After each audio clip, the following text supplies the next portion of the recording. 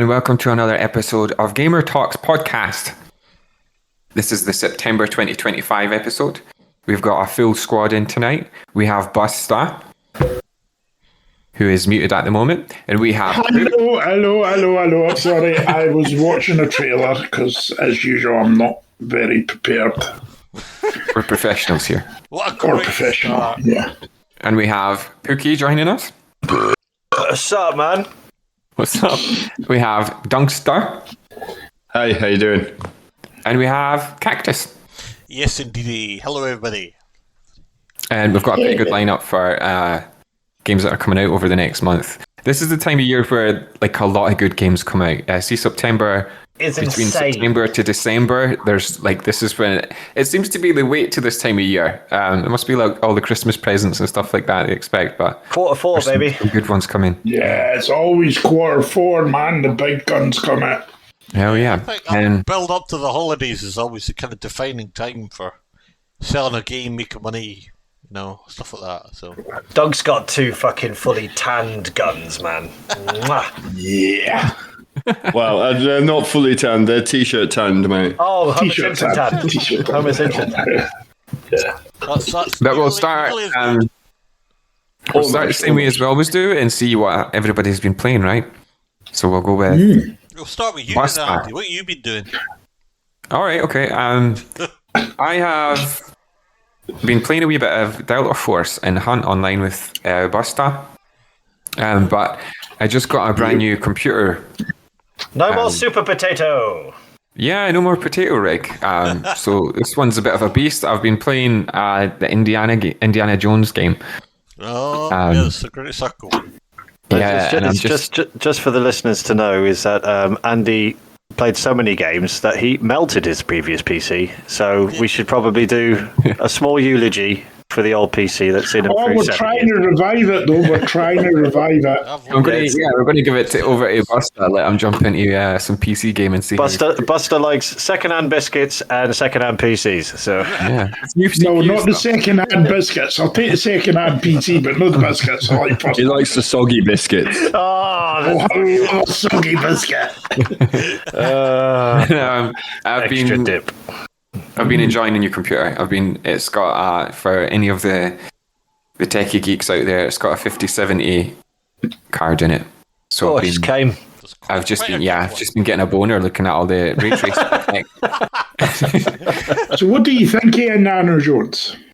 I haven't played much of it, but it seems to be pretty cool. There's a lot like it's a AAA game, right? But it's one of the ones where you can see where the AAA money went to when you're playing it because it just looks amazing. It doesn't really matter throughout the time of history for the past 40, 50 years. It's just never get tired of killing Nazis, eh? So That's it. Yeah, it's get old. I love it. I think, there's gameplay of it up on our YouTube. So Nice. I forget the name of the guy he did Joel from The Last of Us. it's in, Death Stranding. He's got that deep, sexy voice, isn't he? Really. Yeah, he plays You know Indiana it's him. Jones, and he does it so well. Like he really does it really well.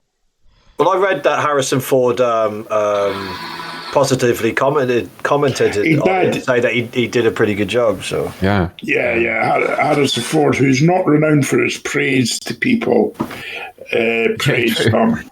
I suppose Indiana's his baby, though, right? yeah. It's I mean that's one of the things that made him Troy Baker. Mm-hmm. That's the one, Troy Baker. Troy A Baker. lot of the times I'm just like, oh, cool, Troy Baker again, awesome. But in this one, but it's like he's fucking amazing at it. Yeah. Not taking it away from Troy Baker because he's a god, but No, I mean he's a bit like the Chris Pratt of video games, though. He seems to be in fucking everything. Yeah. high demand. I mean, I found with Indiana Jones, though, it's not, if you're thinking, oh, it's going to be Uncharted, it's no Uncharted. It's closer to It's Dishonored. yeah, it's more stealth. It's more stealth, some puzzles. Which fits Indiana Jones because he was like, he was an action hero, but he wasn't like a fucking Stallone action hero. You know what I mean? He was. No, it was realistic. Yeah, he was like, You come at me with a whip or With his wits. you come at me with a knife, I'm going to shoot you in the face because I've got to get after this fucking Jeep. Do you know what I mean? Yeah. I mean, I got a trophy for knocking a Nazi out with a fly swatter. so well, So it's I've got that I was comedic wanting in to test the new rig out, so I got that, and I got a month free on Game Pass, so I've got that and Doom: The Dark Ages to get through. You're gonna love that. I love the fact that you don't have to reload. It's just constant death. It's I loved Doom 2016 and then Doom Eternal. I fucking like those ones. Excellent games. I actually enjoy the soundtrack regardless of how many people complained about it's not the same guy. But he's doing a game that's coming out later in the year, so his he's done the soundtrack for that game. But I enjoyed the soundtrack on this new one. I thought it was quite good.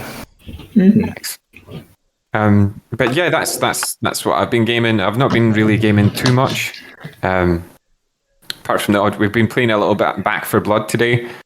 So much fun.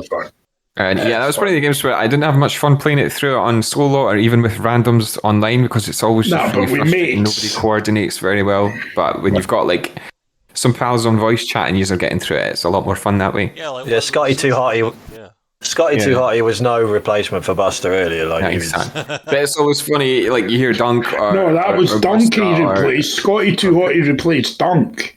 Yeah. Oh, Dunk was it? It's good to hear them screaming for help when they've been pinned down by a fucking monster somewhere or getting strangled by some sort of horrific beast in the corner and you've not really realised. Well, there is some severely great satisfaction listening to Dunk just continuously laugh his head off as he pummels an entire corridor of zombies with a fucking shotgun. Yeah, we were trying to keep up with how many kills he was getting. Or Andy turned around, there's buds there, don't disturb them. Then he goes and disturbs them. He just shot every single person. And then starts a horde, you know. Yeah, that's how I get all my kills up. Andy constantly started hordes a day. Yeah, I mean, it's just making sure you guys are sharpening your skills, you know. He's quite competitive, our Duncan, so...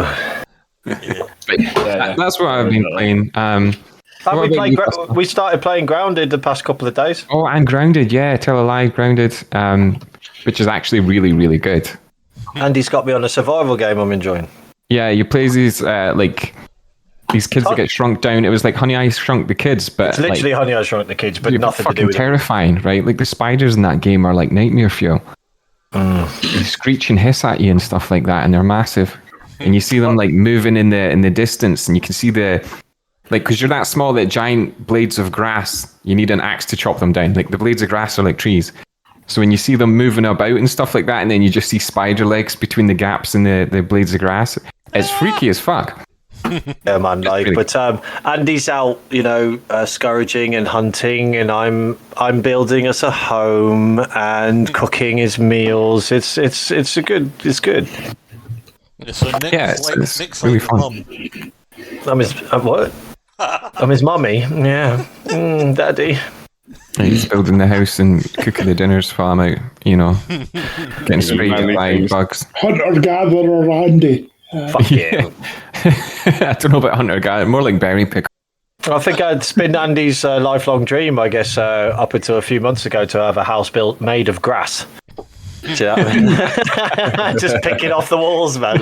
You come by 2 weeks later and it's all burned down. I'm just sitting there on a fucking heap in the ground. High off your face. Yeah. But Buster, what have you been playing? So it's been a while. I wasn't on the last one, so let's see. Ready or Not, played that a couple of months ago. Played that for a while. Yeah, it's good fun, but certain folk have stopped playing it, and I'd rather play it with folk, because again, it's a co-op game that's fun with people. Did you say you were buying it, Andy? Yeah, I'll get a copy of it, probably. Yeah. If you think it's cross-platform, so we can go PlayStation to PC. I love old SWAT games, so it's like that, and it's like a spiritual successor. Yeah, so I played that. Let's see, I done a bit of Indiana Jones as well, which is up on the YouTube, like I said. I watched trying to get through. Great satisfaction watching you strangle Nazis. Like. Pookie was getting excited at that. Let's see, what else? My usual Valorant. Been playing a shit ton of that. Still not any good at it. That's getting frustrating though. A game that I'm under an NDA that I can't speak about, which is a beta. I don't. Well, you can say the name, but you just can't talk about it. No, I can't even reveal what beta game I was playing. Anyway, so I was playing a lot of that. Battlefield 6 beta. The 2 weekends of that. I of course, put a shit ton into that. Battlefield 6 looks great. It looks like it's back with a bang, but I am not buying day one. Not pre-ordering. Good boy. I am concerned that the cheats for COD will come over to Battlefield. So it's already in the beta. Like you can see loads of videos to be online. fair, but to be fair, I never saw a lot. But the video on one is quite imagine getting hacks for a beta. Infamous video that I put in our WhatsApp the other day when I was talking to Andy about it. And this cat girl who's a trans person, which is fine, I don't mind. She got banned for Twitch for cheating, and seemingly she's part of this aiming community.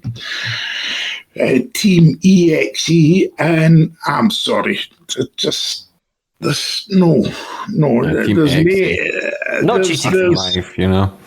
There is her manager is a renowned cheater, been banned at live events, and I understand the mouse and keyboard thing can be brilliant, right? You know, because they done a competition with just folk who'd done this aiming thing against pros, and basically the pros go beat for them. But the thing is, with pros, it's all about map knowledge. All they do is flick to a target. But that's different in a game when you're in an actual game FPS thing. And this thing, there's so many videos out there.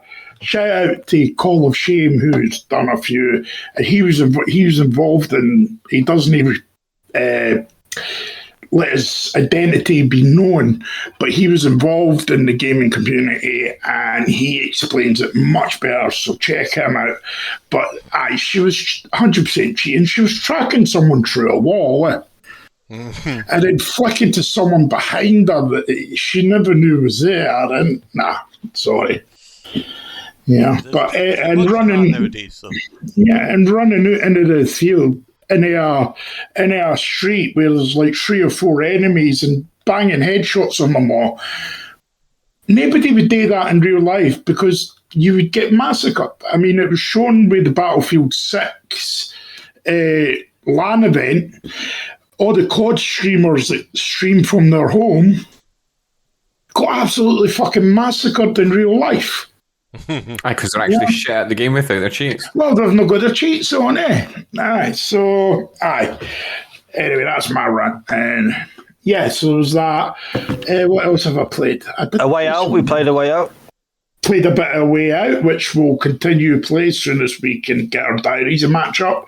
A bit of Delta Force, which the extraction's all right. The multiplayer's dog shit. The multiplayer's a proper sweat fest, isn't it? It's a dog shit fucking. It's a poor man's Battlefield, man. Oh, Delta Force, yeah, and it's fucking irritating to play, to be honest. Yeah. Well, the stuff. And the UI. The DLC isn't even on the PlayStation, which shocked me the most, to be honest. It's on it, but it's just single player and it's broken and it's buggy and it's shit. And the UI. It kept resetting my fucking look sensitivity on the joystick down to 1. Yeah. Oh, wow. But the extraction's good fun, but the UI's overly complicated. Even if for PC, it's even worse than console. Items, too many buttons. It's got like that Tarkov style jigsaw inventory where you've got your chest rig, you've got a backpack, you've got pockets. There's a lot of inventory management to be done. And it's like they've done... Which is way easier on the PC. Yeah, they've done the very fucking minimum in the ways of getting the UI to work on a console. Like going about and shooting and stuff like that. Shooting and looting's good. The UI is where it trips itself up over and over constantly. Definitely. So was that and a bit of Hunt Showdown with you, Andy, which I want to get back into, Mary. We had a really good match then, right, too. Yeah, I want to get back to stuff like that and Chronos is killing consoles, FPS. So yeah, that's me. Okay, what about you, Pook? What you been bashing? Hey, that's a leading question. What have you been playing games-wise? Yeah, well, obviously I've been playing a bit of Back 4 Blood with you guys. I played a bit of Phasmophobia with Charlie, Phil, and Sarah. We're looking to play Outlast Trials next, so I'm putting the feelers out there. I think John's bought it, so we're going to get feelers out there for people to play it.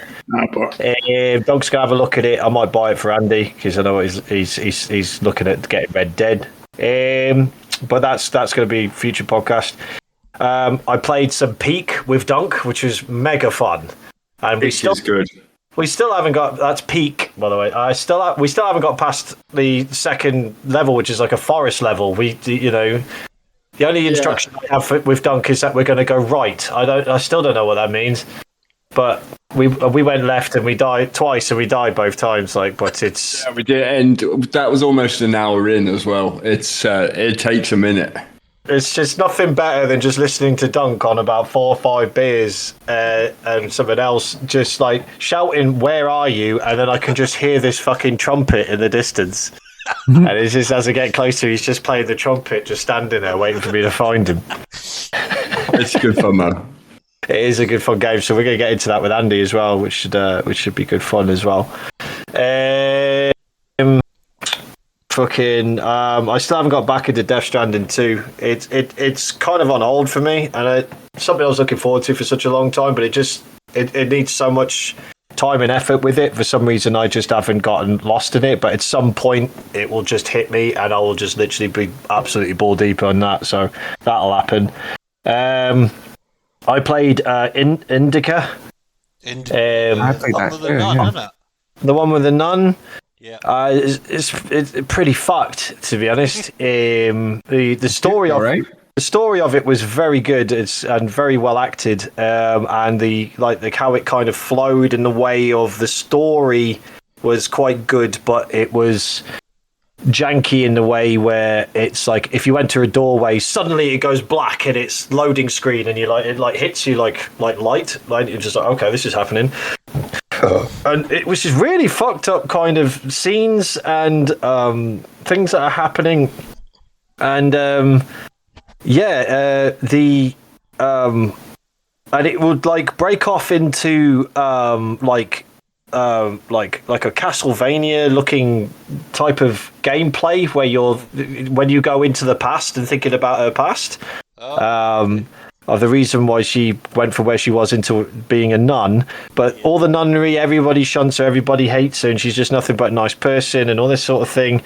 And it's like all about monotonous, fucking pointless shit. There's like a point system in it, but the whole thing of the point system is pointless. There's a thing at the end where you're shaking to get points, and then every time you're shaking the thing to get points, you'll upload leveling, and it got to the point where I was like, what the fuck? So I Googled it, and it said, the points mean nothing. That's the whole point of the game, is that it's all about people's greed and people's shit, and that's why the devil has it. So the devil kind of had her, and that's why everyone kind of shunned her, and she kind of gave into it. And yeah, it was quite a fascinating looking game.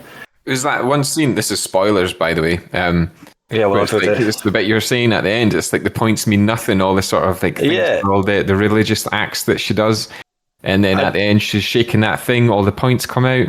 Yeah, and then when you put it down, she stands and she's making the decision now. She's now realizing everything that it's God's leaving her, and it's just like devil's consuming, and it's like she's now kind of free to do whatever she wants. And it was like, first thing I was like, just loot that till and fucking get out of there, love. Like, get your life. I thought that was a really good game, actually. Very short game, but very much worth playing. I played a bit of Way Out with John. Which was good fun.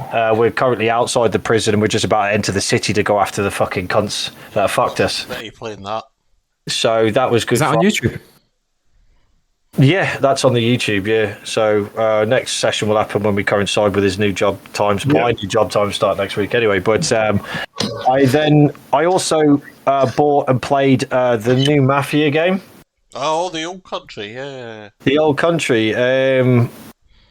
The story of it was, because it's like a prequel to the first one, so it's like kind of where it kind of started in Sicily in Italy to be where they go to America, and it's like the son is of her and everything like that. But I won't give it away. Yeah, I won't give it away. Well, that's obvious.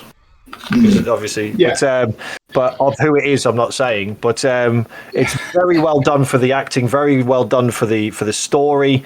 I thought that flowed absolutely beautifully. The scenery and the graphics of actual Sicily was absolutely outstanding. But the anything to do with collecting stuff or the combat was absolute fucking dog shit. I just thought it was fucking awful. Interacting with anything was shit. You're walking around areas trying to find stuff, but it's not fucking there. But if you zoom in on the map, it will show you where stuff is, and it's like, oh, okay, well, I didn't fucking know that till 3/4 through the game. And then you're like interacting with people, so you have to go and talk to this person, and you press square because it was on PlayStation. You go press square to fucking talk to this person, and it has a square next to him. So I'm like humping this person, and then moving back and trying to stand here. Now I'll stand here. Where is this square going to fucking appear so I can talk to this cunt? You know, just stupid, annoying fucking things like that. Like, so the driving I thought was pointless. Because you could just go by horse and shit. I don't know. Just like to play the game was fucking shit, but to actually watch the game was fantastic. So What a game! Yeah. Because I'm going to buy it, and I've also got the other 3 remastered for the PlayStation. So they're playing through. Yeah, it'd be a good shout. I'm gonna probably get Old Country and then play the other 3. Yeah, 100%. The games are good, like. Yeah, I enjoyed them. Third one's the poorest. What one's that? Mafia 3, the one in New Orleans. Yeah, it doesn't need an open world. It was good as a linear story. Yeah, the 60 soundtrack was fantastic, though. The soundtrack and some of the ideas in it were brilliant, but it was trying too hard to be Grand Theft Auto, a serious Grand Theft Auto. The open world was cool, though. It was like New Orleans, and it had lots of nice detail, amazing music, like Pook said, but it was just got a bit samey, it got a bit samey. And then just last couple were I played Talisman with my brother because we were playing Dark Tide, but it got a bit intense for him on a Sunday, so we played Talisman a couple of times, and I actually finished the game. I actually got through them fucking doors and got into the middle and actually got up and finished the game, so that was a nice thing to actually finish the game, know how it works. So we bailed on the second time because he was getting so frustrated because the fucking never rolled above a 2. And he was getting so pissed off. His wife came in, my sister-in-law, and was just sort of like, "You okay?" He said, "Yeah, we're going to turn it off now." So we played that game to chill out, and he's still got rage. And then lastly, the new game that came to me about a week and a half ago, and I've been playing it quite a bit by myself, is Umanusumi, Pretty Derby. So basically, it's a free game on Steam, and the premise of it is that you are it's like horse racing basically. So you're at a horse racing track with betting and everything, and you've got to do everything to get your horse, like train your horse, get your horse better, and everything that comes with that. But then you have to take her to, like, she goes to a university, and then you have to take her there, and then she has to do all her classes and all this different stuff in order to get to where she needs to be. You can like buy new outfits for her and all this different stuff and get her stats up and everything like that. Like, so, but listeners, it's not a horse. Yeah, they're not horses; they're anime girls. So the anime girls race around the horse track, and then like you gotta, like win all these different derbies and stuff like that. Like, and then you can. Like, you guys made me watch a race of that when I jumped into the Discord at one point. And I was like, "Is this really how far we've come as a species?"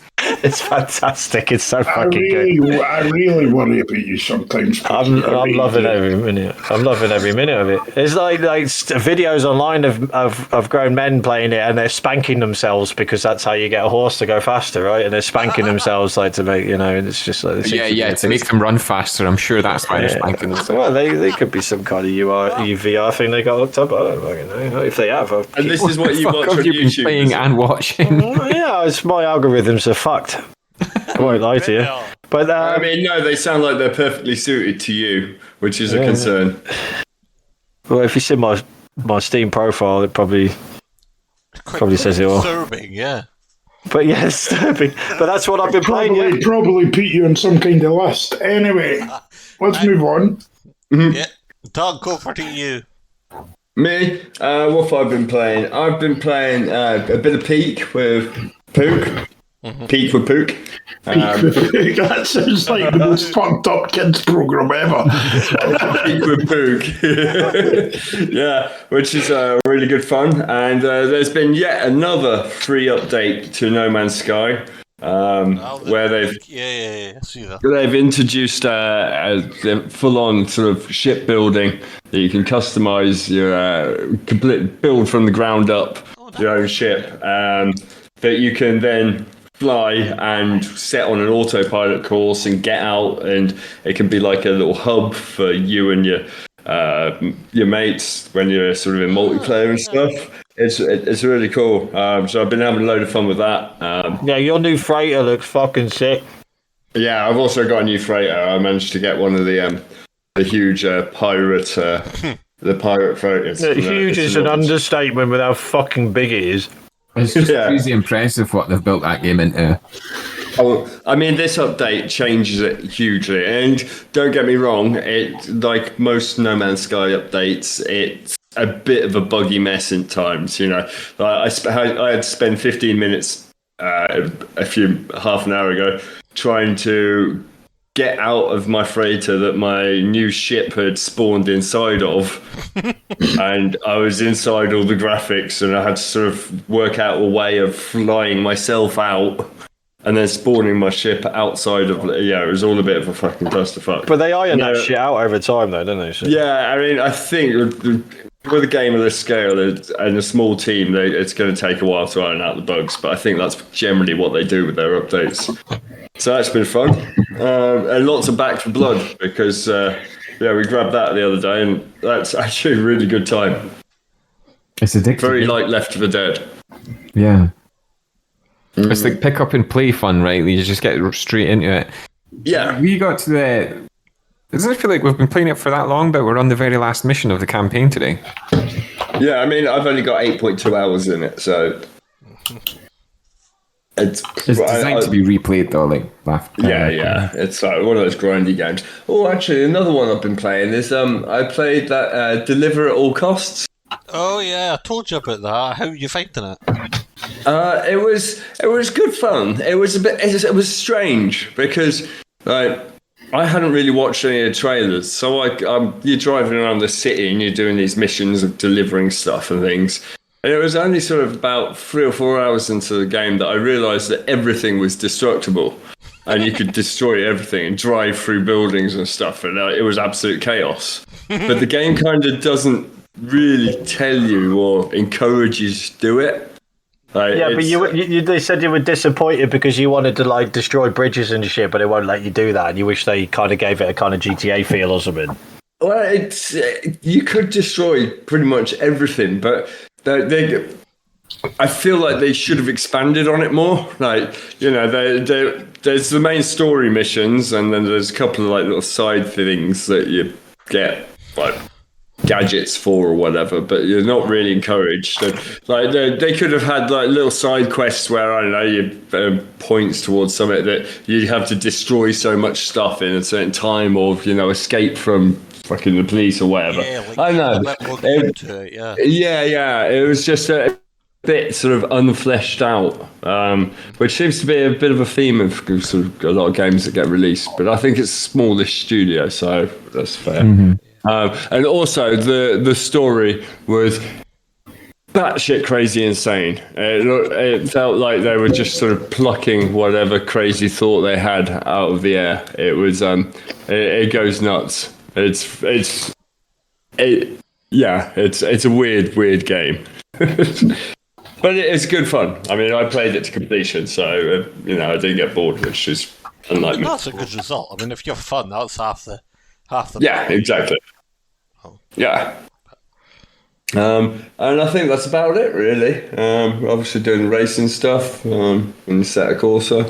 I think that's about me, really. Who we got left? Is it Mikey?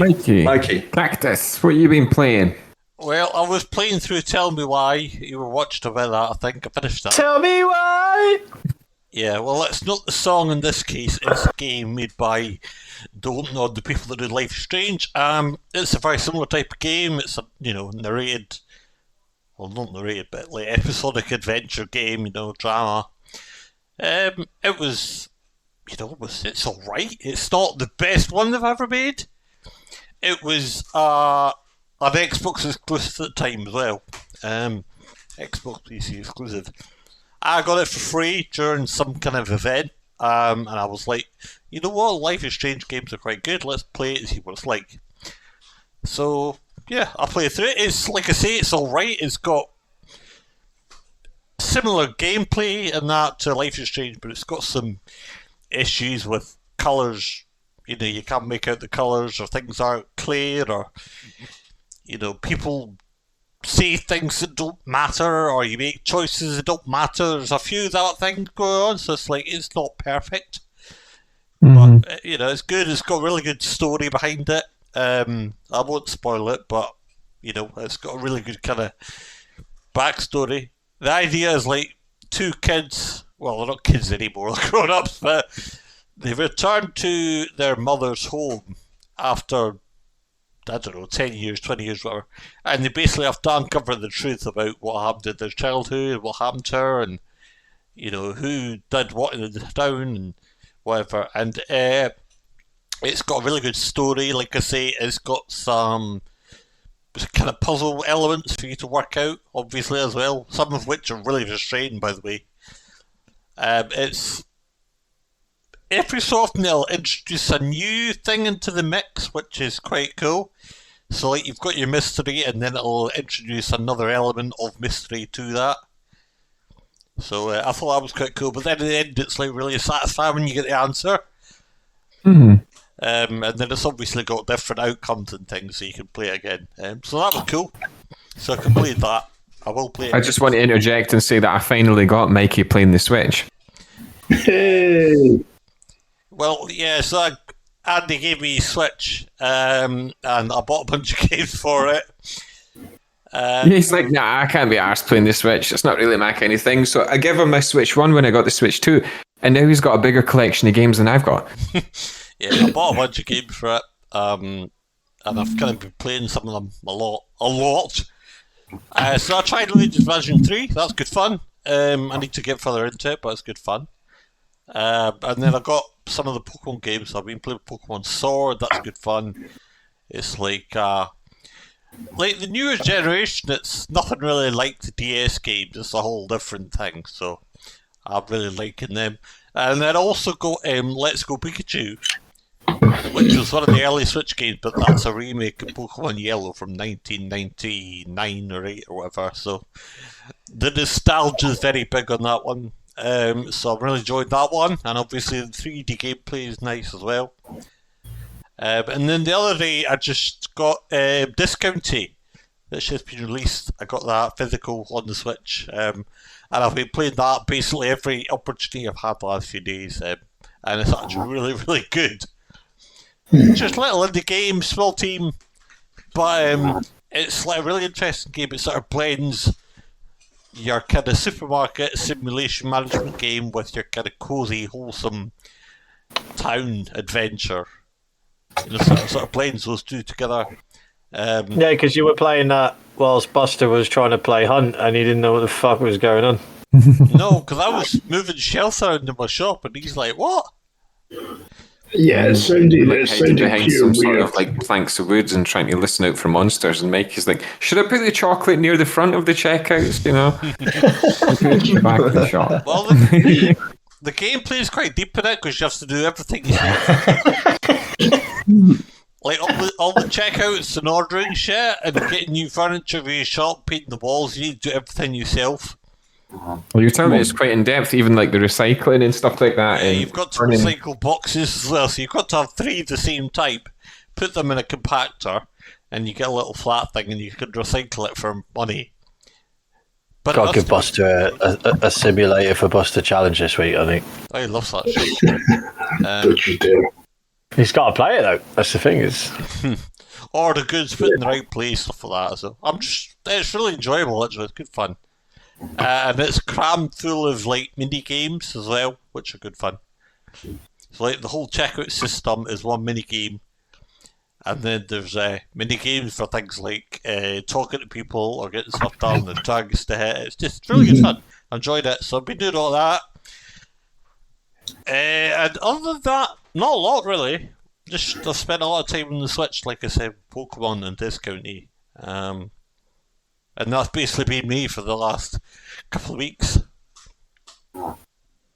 Nice. Cool. Oh, that's us all covered. Yeah. Yes. Shall we move on to what's coming out for September in Exhibit A? There's some fucking really, really good stuff. Yeah. Oh, yeah. Ones. So let's move on, talk about some games. So Borderlands 4 is here. Yes. Finally. 12th of September for this one. It looks really good, actually. I'm looking Pricey, though. Look at it, yeah. It's a bit pricey. 119 quid for the deluxe on PS.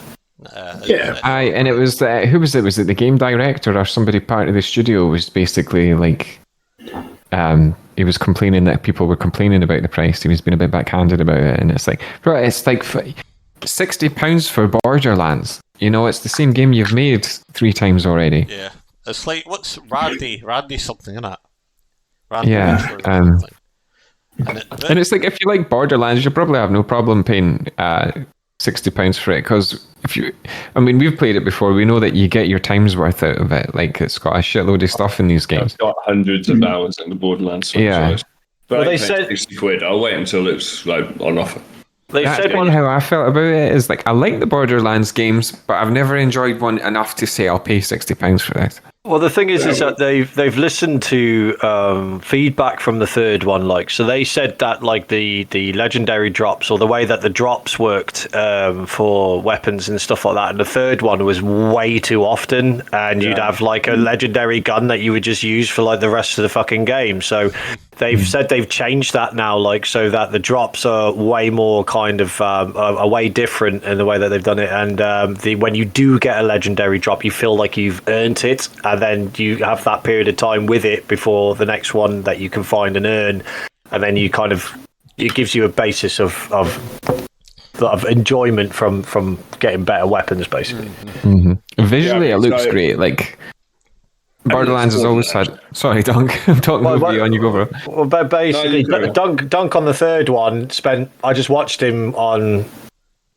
Discord, and he literally was just one-shotting everything with one gun for about over a third of the game. So Yeah. Yeah, the graphics look great though. Like, Borderlands always had like a really strong visual style to it, and I think this is the best it's ever looked. They look incredible. They always look great and play great and sound great, but my favourite part of any Borderlands game has been the opening song. So the opening song for me on every Borderlands game has introduced me to like a new band, that is just, it's absolutely fucking fantastic the way that they pick their music, like Tarantino picking. And this one's going to be Starburster by Fontaines DC, who I already know, but that song's an absolute fucking banger. So to have that open the game is going to be pretty fucking sick. What was the first one again? Was it Cage the Elephant? Yeah, Cage the Elephant. Yeah, they always have really, like, it's always super stylish. They have really good intros. And they have a Second good one- sense of humour to them too. Second one was the heavy. Ain't no place for no hero. Yeah. Yeah, no, they're good games. I'm not going to pay 60 quid for it. no. No, I'm not even. Well, I'm going half as way the Stepsons, so. It's got decent co-op though on the third one. I did enjoy playing that with you boys. Like, Yeah. I actually played through that twice because it was a lot of fun, and we played through Tiny Tina, which was a really good fun. Is Jack still a complete cunt in this one, or? I mean, I think that's canon. Complete cunt start to finish with Handsome Jack, though. Really, Tina's got to make an appearance. Well, in the pre-sequel, yeah, he is a cunt from start to finish. The pre-sequel, he kind of starts off as a false good guy, and then like turns into a psychotic nice narcissist, and it's like, oh yeah, you were that guy all the time. He's a massive didn't quite realise. But yeah, that's Borderlands. I'm looking forward to it. And it'll be some lots of action, lots of loot. Yeah. Yeah, I mean, I will look forward to playing it with you guys, but I'll wait until it drops a little bit in price. Yeah, 2026, I'll probably pick it up. So yeah, the Steam Winter Sale might have it. We'll almost definitely have it dropped in price. But Gearbox Software developing it, published by 2K, and that one's going to be out on the 12th. I know it's like 2K big conglomerate. Well, not conglomerate, but you know what I mean. How much influence do they have on the price tag?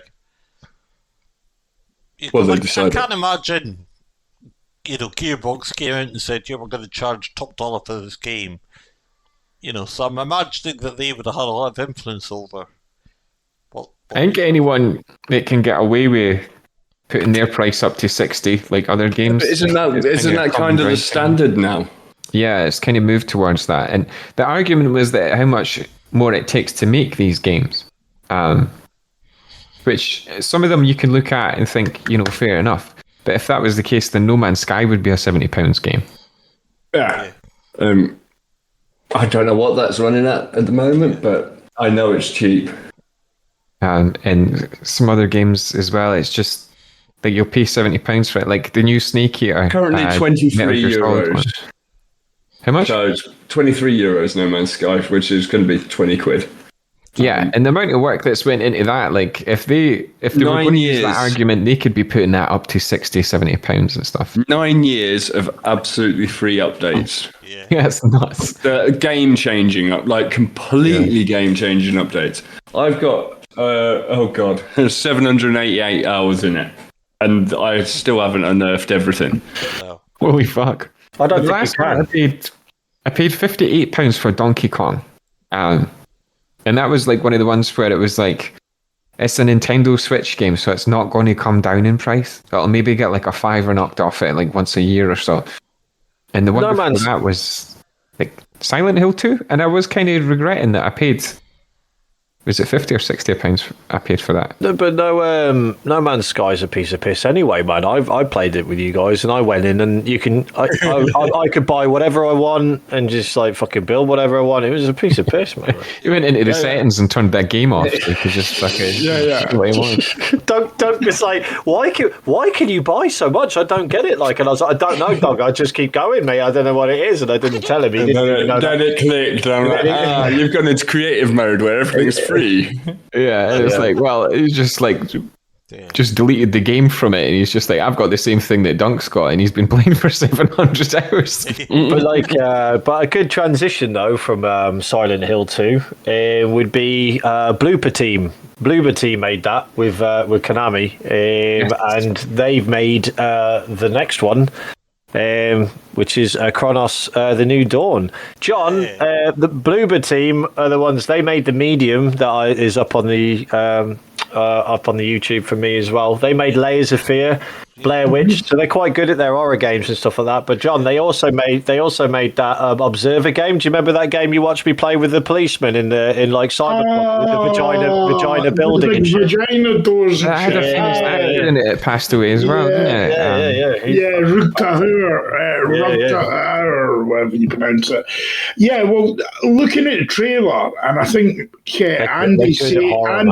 Andy described it best. It's like a Dead Space. Yeah, it looks fantastic. Like, I'm psyched for this one. Again, it's fucking. Wait, this is £50, $59.99 for the deluxe edition. 50 quid, man. Yeah. I mean, but these sort of games, like No, it's the kind of reason that I regretted buying Silent Hill 2 was because the gameplay time. Yeah. Right, you'll finish that game in less than 20 hours. Yeah. And Doug's excited for it because it's got a cat in it. It's got a cat in it. It's got a guy whose helmet has like a vagina on the front. It's got monsters that merge into each other. John, I'm starting to think there's a theme here with these guys. Do you know what I mean? Pussy vagina. Yeah, it's like Bluebird did really good horror story games. He did the Blair Witch, which was good. I like that. Yeah, but they are fascinated. Let's get this right. They're fascinated with vaginas. I mean, they've just come off of making Silent Hill, so they're bound to be a bit fucked. Yeah. A little bit of psychological damage from that one, I would have But thought. think of what they learned from Silent Hill 2 through Konami's people and everything like that. Like to now put it into this, like so it's Yes, the second fantastic game that they've built that has a combat system in it. So like the Medium and stuff like that, Medium and Blair Witch, they were all like walking simulators. Yeah, but it wasn't Silent combat. Hill No. 2. It was A lot more of people, atmosphere and story. yeah, which they do really well, to be fair, I think. A lot of people were doubting them and thought Silent Hill 2 was going to be shite, and because they didn't like their walking simulators that they made beforehand, yada, yada, yada. Silent Hill was released, and it was really good. And it looks like they're taking everything that they've learned from that. Well, Layers of Fear was like IP. Layers of Fear. They were trying to take you through a psychological fucking like the descent into madness. That I thought it was a fantastic game. I liked it. Yeah, the crazy artist. Yeah. A fantastic game. So Yeah, well, apparently they've, according to the Bloober Team's co-founder, they're moving away from psychological horror, and they're going to make mass market horror games, whatever the hell that means. Yeah, so this one, it's like I was saying, well, Johnny mentioned earlier, it looks a lot like Dead Space. But it looks like they've taken a bit of a leaf out of the Callisto Protocol in Resident Evil 4, where the enemies sort of like change dynamically while you're fighting them. So you can get these horrific monsters that you're shooting. It's an over-the-shoulder, sort of slow-paced, third-person horror game. what's the game Under the Sea, Andy? With the machines and shit, and it's set in the 50s and that with the music. Bioshock. Yeah, it's basically like it's basically Dead Space wearing a vagina Bioshock suit, kicking the fuck out of aliens because they fucked our planet up. Yeah, instead of a big daddy, it's a big vaggie. Yeah, it's gotta get. Yeah, wait. I'll be here all night. I'm looking forward to this one. I fucking love these kind of games, man. Like survival horror, third person, over the shoulder type shit is my bread and butter when it comes to video games. So. But they got some money from Konami, so they published it, developed it, and that's going to be out on the 5th. Yes, and they've proven that they can do it well. So I'm looking forward to it. It's actually 25th now, I've noticed. Has it been moved back? A few days, yeah. I think they're What, for 20th? Cases. 25th? It says 5th here on Steam. Yeah, on its Steam page, it's maybe not updated the Steam page, but Well, I'm looking online, it says 25th, but I don't know. 5th or 25th? It might be different. Either way, this month. Yeah. Keep an eye out for that. yeah. Right, talking about Vagis, Beasts, Dying Light Beast. What? Is out. Interesting segue. Where is the Beast? And now for something completely different. I'm looking forward to it. I love the Dying Light game. I didn't like Dying Light 2 that much, but the first fucking one dog was one shit. of the best zombie games that you can play. First one was genius, the second one's fucking dog shit. Oh, I Is that enjoyed the the second quickest one. Dog shit. I think they're just overplayed now, or the whole genre.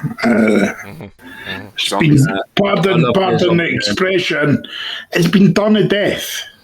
Yeah. How many new inventive ways can you be with zombies? I think Dying Light had a good take on it. Oh, Dunk showed us quite a few ways. Like Cookie says, the first one was something we hadn't seen before. Yeah. And then the second one one was thing rehashed pretty fucking poorly. Same thing rehashed. The third, this for the trailer, the gameplay trailer, looks much the same. Yeah, I think that's a good thing though. I think people Yeah, they tried. That's what I want. A couple bits on Dying Light 2, and it wasn't fun. It was pretty fucking lame, actually. I get it, but I mean, it depends if they get the story. I mean, you can have gameplay very similar, but it's all about story, isn't it? Yeah. Well, the story in this one is Crane, so it's the character from the first game. Yeah. And he's been through some shit between the first and the second game. And now he is the beast, hence the name. He's got like the zombie virus in him, but he's not mutated into a zombie, he's mutated into like some sort of superhuman monster. They had to bring it back because the second one's premise of the main character was just fucking shit. Yeah. It was like he comes out of the. I said this in a previous podcast, but he comes out of the woods. He's come across the fucking no man's land or whatever the fuck you call it. He comes out. He meets the guy in that fucking house. You're like, how the fuck did you do that? What the fuck? What have you seen? Where have you been? You've done it on your own. Who have you lost? What the fuck? This is amazing. This guy's gonna come in here and it's gonna be like he's just gonna be the most badass fucking hunter or whatever that he's called. Like coming into this, and then he gets into this city and it's like, can you go and get me 5 paper towels? Oh, Bob stole my fucking alcohol. Can you go and get it back? Because we're arguing. I'll go and do that for you, yeah. Oh, yeah, Sandy's upset because she's got no fucking paper. Can you go and get some paper from a shop? Like, fuck off. This guy's done what? And now I'm collecting paper and shit. Fuck off. Like, it's not saying, oh, he's a pilgrim, so he's travelled like hundreds of miles on foot. Yeah, go fuck yourself, man. But he can't climb up a fucking wall or that. You have to level him up first. It's fucking, fuck off. Like, it's so fucking stupid. Like, I got no interest in it. Basically what we're saying is we're undecided about Dying Light the Beast. Yeah. I think it'll be good. I'm being optimistic. Andy said it's the first bloke. They might have brought it back from the first one and then just taken him on like a new kind of adventure, but it's going to be similar shit. But hopefully it's just not going to be like tighten it in a city and then you kind of go out. I guess you go out into a different area in the game, but I never got that far because I got fucking bored of it. But if this is like kind of just like him on his own going out fucking heavy shit, you see some like Metro Light looking fucking shit, like that would be really good. But that's probably me being optimistic. Yeah, well, the bulk of the gameplay takes place in the woods, whatever they're called. I can't remember, the forest or whatever. But Dying Light the Beast was meant as a DLC for Dying Light 2. That's what I thought it was. But you guys said it's a whole new game. It was before, and then it was leaked by somebody. So they had a meeting. No way. Decided to make it its own game. Yeah, it was leaked by some kind of data miner. Wait, so it is its own game? It's not DLC? It is its own game. Yeah. Right, okay, yeah. To be before. Yeah. It's kind of good that they're just leaving Dying Light 2 behind because I think that one's a lost cause. Yeah. Yeah, so that comes out on the 19th. Yes. So let's move from an unoriginal horror to a game that usually comes up with original horror and fucked up ways to fuck up your mind. Silent Hill F. Can I just start that she's in a Japanese school uniform? Yeah, because she's a schoolgirl. Let's make that part clear as well. But and this is why. Silent Hill who's left? Legend. Oh, someone's out and in. I needed a moment. That was the police just cutting his internet off before he said something that would get him in trouble. It's set in Japan, which is strange. It's cool because there's different ideas of Silent Hill. Yeah, but I always think Japanese do look scarier because I remember watching The Ring, black and white Japanese horror movie. That was 10 times scarier than the American one. Yeah, they have like different views and tropes when it comes to horror, so it's stuff that we don't expect when we watch it. Yeah. So I don't know how they get in Silent Hill with Japan. That's what I was going to say. So there's two different sort of takes on Silent Hill. Silent Hill being a place in America that was haunted by a paranatural presence. Right. And the other one being Silent Hill is almost like a state of mind or a type of haunting that happens anywhere. Right. Okay, I can appreciate that, yeah. Just that the majority it's been based in America, but if we go with, I think that I cut Dunk off there with apologies, it does open it up to a world of possibilities. Yeah. I've seen some of the gameplay footage of it, and it looks good. Well, Whether or not it'll be. But this is done by Neobards Entertainment, and they did some of the Resi games. So 2, 3, 7 Biohazard. They did the next gen versions of Resi 2, 3, 7 Biohazard. They did the Resi Evil Origins collection as well. They also did the skills design on Marvel's Avengers. They did Omnitia Warlords, which was quite a good game, and they did the remaster for Dead Rising Deluxe. So they seem to be doing a lot of remasters and stuff like that. So they've been given this one to just kind of they've been given a premise and an idea, and they've just been like, here's the game, go and make it for us. And they know how to make games look good, basically, with modern technology. So it should be pretty good. I don't know who's written it in that. It looks fucking awesome, and the bad guys in it look like good Silent Hill bad guys. Eerie puzzles. Puzzles. Yeah. And I think it looks like it could be one of the better Silent Hills in a while. Yeah. Again, 70 fucking bananas. Yeah. Well, that's Konami, though, eh? But that's Triple E Studio, like you said, and I think Silent Hill have a way of twisting your mind when playing the games. Yeah, there's a lot to think about. If it goes into the same veins as 2 and 3, and even 4, it'll be amazing. And the graphics look shit hot. The bad guys look shit hot. The only thing about Silent Hill is that it's quite story heavy. So if you don't sell it on a good story, then it just kind of becomes like a run-of-the-mill horror. If you take a step away from Silent Hill 2 and you just take a step away from the other Silent Hills and just give it its own premise and its own definition and its own chance, I think you'll be fine. But if you're just sat there just thinking, oh, fucking, this is comparing, which is what so many cunts do, you got to let it have its own thing. This is like a kind of it's a separate own thing. So yeah. Well, the Silent Hill games always tell like a good psychological horror story alongside some like good survival horror gameplay. And if it manages that, regardless of what the story is or what the setting is, then it'll be a good game. And there's a bit more action in this one, supposedly. So yeah. Well, and like Andy says, the premise with Silent Hill is some folks say it's a state of mind, so it could happen anywhere. So. Which I actually kind of prefer that idea more than it just being one haunted place. Yeah, it's descent into madness and shit like that, like through whatever happens in this fucking place, man. Do you know what I mean? Yeah, so let it happen to you and enjoy it. Yeah, it's meant to be like that. Your own personal nightmare comes to life.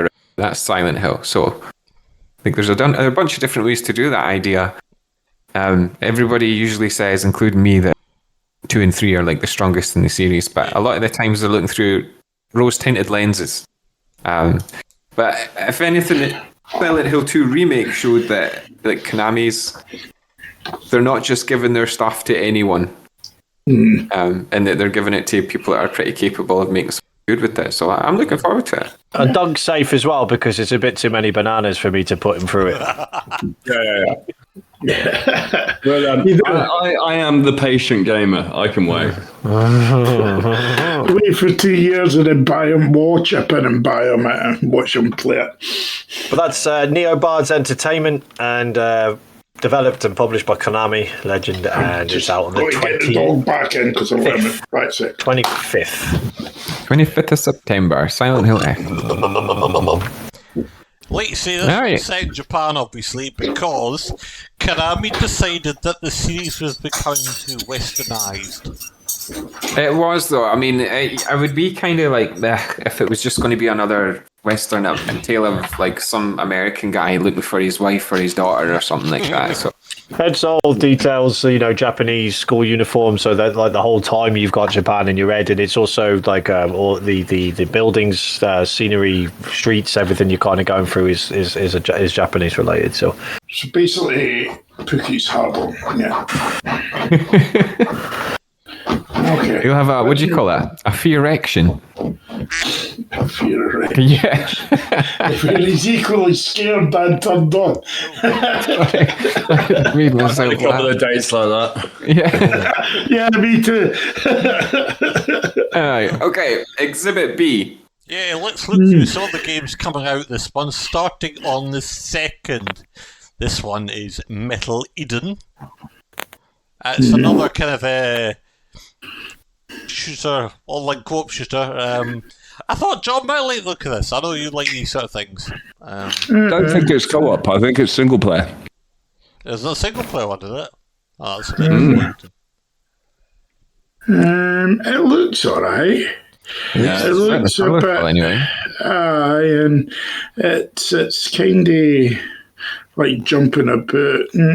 Not really. It gave me a bit of an Overwatchy vibe when I watched it.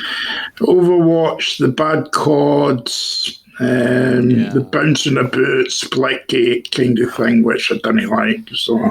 I think those fast-paced ones, though. Yeah, so but dashing, grapple hooks, and wall running. Yeah. So some of the ADHD kids will fucking love it. Yeah, the COD kids will love it. Oh, the wee COD fucking.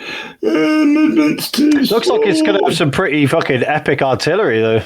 Yeah, it does. It has some pretty nice graphics. I like the character being like part cybernetic or whatever, and their hands turn into a ball. And there's gadgets coming out between their ligaments and shit, which is pretty cool. But again, nothing really original. But no, there is a demo of it out just now if anyone wants to play it at the moment. But the full release is on the 2nd of September. And it's by Deep Silver, and they've been known to put out some absolute fucking bangers, to be honest. Yeah, I've played some Deep Silver games. Also some serious stinkers, though. Yeah, they made Saints Row. They made Saints Row. Oh, of course, yeah. Well, they were publishers, I think, is Deep Silver. Well, yeah, they published it. They're not, but they didn't develop it. Like, I mean, they also put out Kingdom Come and Dawn of War and Dead Island 2 and Metro Exodus. So they're, they're pretty. They know what they're doing now. Yeah. It just doesn't appeal to me. But I mean, if there's a demo in the PS Store, I might try it out. Yeah, it just looks like sort of colourful, kind of jump straight into the action kind of stuff. Yeah. They put some. They found a decent dev in Rycon Games, and they've put their money into it and their talents and connections, and they've gone like, yeah, go for it. So, yeah, it's like a kind of. It's like a kind of Duke Nukem mixed with like Halo and mix and other stuff like that. Like so, it could be stuff. To me, it'd be like a playthrough. That'd probably be me, but yeah, well, it looks decent though for what it is, but doesn't have a pre-order or a price tag. But that's Metal Eden, and that's the 2nd of September. Yeah, right. Next one is for Andy again. This is called Hell Is Us. And me. Yes. This has been put back for about 5 years now. It has, but it looks fantastic, and I'm finally releasing it. A lot of people are looking at this as a Souls-like game, but there's not Souls. No, the devs have actually put out in some of the videos that they're like, this isn't a Souls-like game. It's closer to a Legend of Zelda game, old school Legend of Zelda, but it's got that sort of dark fantasy, futuristic setting to it. Yeah. And it looks fucking awesome. A lot of people are really hyped up for it. It's got really nice graphics to it. Yeah, it looks lovely. It looks good. I've just watched the trailer and I don't have a fucking clue what's going on in it. Well, Rogue Factor made Mordheim and they made Necromunda as well. So, and they're both quite interesting games. Listen, it seems interesting. Seems original. So. It's got a lot of people hyped for it anyway. Yeah. A third-person action-adventure game combines intense melee combat with the thrill of exploration, and I like that shit. I like these kind of Zelda-type games. And this one's, it looks like Metro. It looks like Metro. Yeah, or a bit like, it looks like something Kojima might have made. It's got that kind of weird, kind of futuristic shininess to it. Yeah, it looks like Stalker or Metro. Swords, spears, axes, wide range of weapons, Yeah. So it looks if you like your action fighty games and you're a little bit tired of everything trying to copy Dark Souls, it definitely doesn't look Souls-like. It doesn't look Souls-like, though. The premise of the game, John, is that this guy, these things are coming out of wherever they're coming out of, and like the world's being destroyed, and nobody kind of understands why. And this guy's trying to understand what's happening, and then he comes across a woman. This is in the trailer. He comes across a woman, and she basically saves him from being killed by these things. And then, because his weapon, all kind of human weapons are not working, so then he gets this sword that she has, and then he takes the sword from her dead hands, and then he uses that sword then to gain abilities it gives him abilities in order to kill these things. And there are people that are trying to understand them and try and use them or be a part of them and stuff like that. And he just wants to destroy them. So there are these people that are out there to destroy him, and he basically a human becomes one of them, and then he finds his destiny to take on whatever the fuck these things are. Yeah. Yeah, but the things look fucking weird, big white with a big fucking black hole in their face. So, yeah. Hey, don't go there. I read it in the best way, but it looks really interesting, actually. It does look really interesting. A few videos and statements saying how this... I definitely watch someone play that. Yeah. Is that's the sort of thing you'd play, is it? Yeah, I'd like to get a copy. It's £45 as well.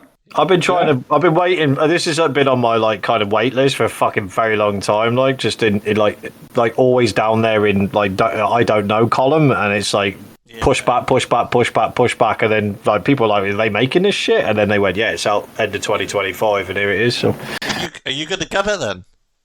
I'll probably pick it up. I won't pick it up straight away. But I won't get it at launch, but it looks really fun. It's on Unreal Engine 5. Someone play it, yeah.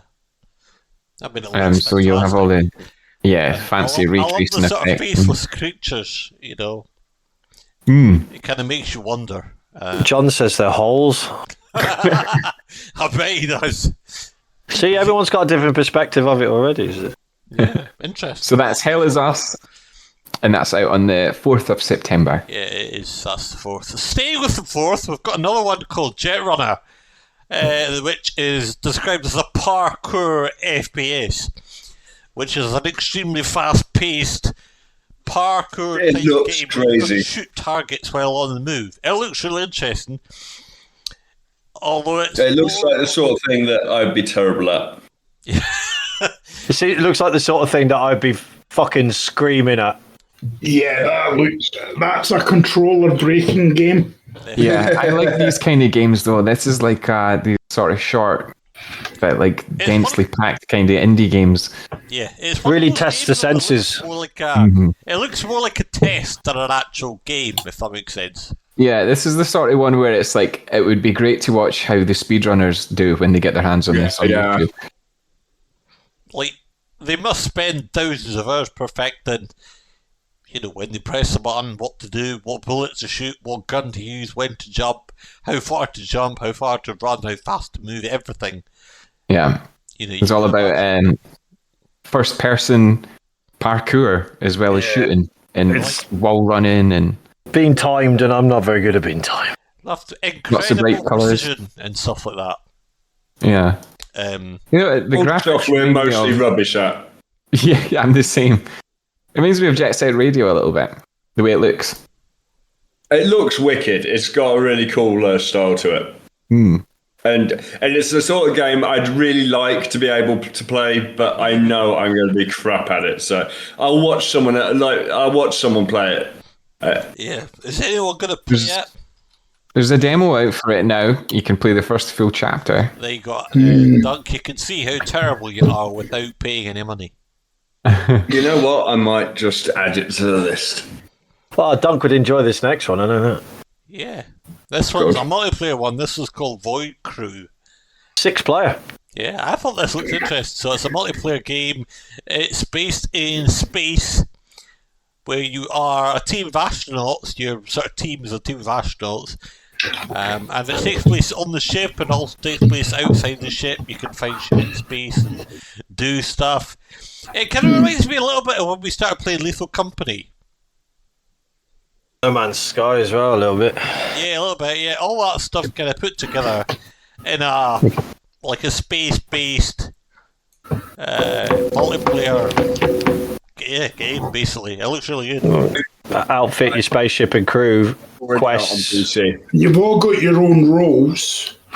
Yeah, well, that's what the C's for. It's coming out to console, so that's what's out. It's already out on PC for a year, under a year now. So like November last year, it came out on PC, but it's coming to consoles now. Is it just PvE or is it PvE VP? Is it like PvE. other teams? It's a co-op one. It's PvE, VP, PP, VP, VPP. No, but There's no fighting against other players. nah. No, it's just a PvE thing. It's up my street It then. looks like fun. It looks interesting. It looks fun. Looks really good, yeah. I'm quite impressed. I like little sort of indie multiplayer things that come along like this because some of them are actually excellent. It does look interesting. Yeah. Well, like we started It's like a trend that's playing Repo Peak. They're all excellent. Yeah, that's like a trend that's began like a little while back with these kind of Definitely. Yeah. Like, well, app kind of the co-op. console version, you'd be able to play with PC folk. As far as I know, yeah. Yeah, I can fly the ship, and Duncan be like on the guns shooting shit. Yeah, baby. Yeah, there is Well, guns. depending. There's guns on the ship that you need to operate in space. There's like space-based warfare as well. Pook will be in the bathroom or in the fucking kitchen or something. And we'll find the ship. Well, you got to eat. Yeah, he'll be like folk will be out scavenging, and he'll be sitting in his pilot seat watching anime. Thank you. With some baby wipes and anyway. It's coming to consoles, and it's getting crossplay too. So Nice. Lovely. Okay. Yeah, so we'll see what price it comes in at and all. Yeah. So I might get it. It's 25 quid in euros. Captain $21.99 in proper money. Yeah, well, that we could maybe get it and have a bit of a laugh on it. 22 quid, but Aye. that's pretty good. Right, well, that one's out on the 4th as well. So we've got 3 games coming out on the 4th. Right, next This one one will be is your one next shout, Mikey. You buying this one? Probably not right away, but don't know. We'll see. We'll let John. I'll wait and see what happens. How much it is and stuff. But. Right, next one is one that Pook alerted me to. It's a follow-up to a game that was released several years ago. This one's David X Machina Titanic Cyan, it's called. I'll let you 2009. talk about this one. I'm going to go get a drink. 2019, the first one was out. Yeah, so it's been nearly 6 years. This is like a follow-up. It's made by the same studio that did the first one. It's a Nintendo Switch game, but it came to PC like a year later. Yeah, basically. This one's going to be on Switch too, but I'm not sure it would work that well on Switch. I don't want to find it. It's made for the Switch, so I'd have thought it would work pretty well. I don't know. It just doesn't strike me as a Switch game. Anyway, gameplay-wise, it's an action-adventure game. You spend most of your time in mech suits, which are quite cool. I enjoy a mech suit. And you go around the world basically fighting the mechs, which is quite cool. So it's like kind of chaos all the time. Yeah, it's like non-stop action and killing, and it's literally just the premise is you're in a big fucking machines killing big fucking monsters. So it's pretty much it, and it's got online co-op as well. Like so. Well, that was what I thought when I played the original. I'm like, it's a good game, good idea, but it's not got like a story to it. You just kind of kill things. No, you don't give a fuck about the story. You're just literally kicking the fuck out of massive monsters that look like, well, how the fuck am I supposed to kill that? Like, you literally just That's take it on and take it down. That's fun up to that point, but then it's like that kind of sandbox thing where there's no overall aim, you know. And I just can't do that. I need to know what I'm aiming for, you know. You're killing shit. I Yeah. know that, but a Kill greater as much as you can. Come again? What? Come again? Kill as much as you can. Yeah, that's pretty Basically, much it. that's Like, it. there's not really massive amount to say to it. The first game was pretty good fun. And, like you're literally just kicking the fuck out of everything with massive machines. It's good fun, but at the end of the day, you're just killing other things, you know. Calling my necks. Anyway, so that one's out on the 5th, and like I say, it looks fun, but apart from killing all the mechs, I'm not sure what you're meant to do, but anyway. Kill mechs. Yeah, kill mechs. Well, that's... Kill mechs! Yeah. Right, next one. I picked this one out for John, because I know he loves a 2-player game. I know Nick and John have been doing a lot of 2-player games. This one's a Lego one. It's called Lego Voyagers. Yeah, John will love this. Yeah, well, it's a 2-player game about friendship and play. Oh. And they decide to rescue a spaceship. Yeah, and do you know what? It's like using Lego. Like you got to build stuff to get across bits, and you also got to stick together. Like that. What was that game that you had all these people that you had to stick to each other to climb and. This looks really cute. I like the look of this. It does look good. It looks like a right chilling game. Yeah, you've got to kind of build. You've got to use Lego to get through puzzles and things. Some puzzle game, eh? Yeah, and it looks really cute. It looks pretty, and I think I'd play this. Yeah, probably because when you die, you just come back. You don't lose anything. That's what Lego's always done. When you die, nothing happens. Yeah, and it's just for fun, Yeah, well, for people like me that die all the time, that's fine. That's exactly. But yeah, 15th September for that one. It's made by the same people that did Lego Builder's Journey, which, if you don't know, was a similar game, but it was a single-player game. So this is like almost the same game, but then as a multiplayer game. So. Yeah, it's just a co-op, so you can play together. You play with friends. Yeah, like you say, it looks really good. Looking forward to it. I thought John and Nick might play it because I know they've been on the. Well, if you buy us at Mikey, we might play it. I'll think about it. Okay. If I make something out of it, then. Yeah. Right. 15th September for that one. Right, next one I just want to mention because I wanted to know if you still play it, John. This is EA Sports SC 26. Do you still play these games? He's been playing the demo. Shush. EA Sports football game. From my understanding, there's only slight improvements to it, and I don't think I'll be buying it this year. Oh. Well, apparently they've reinforced the learning power of the goalkeeper AI, but I think that's a load of fucking bollocks. It's like other games like Fortnite or Call of Duty or something like that. Instead of buying a season pass every year, you're paying £70 for a new.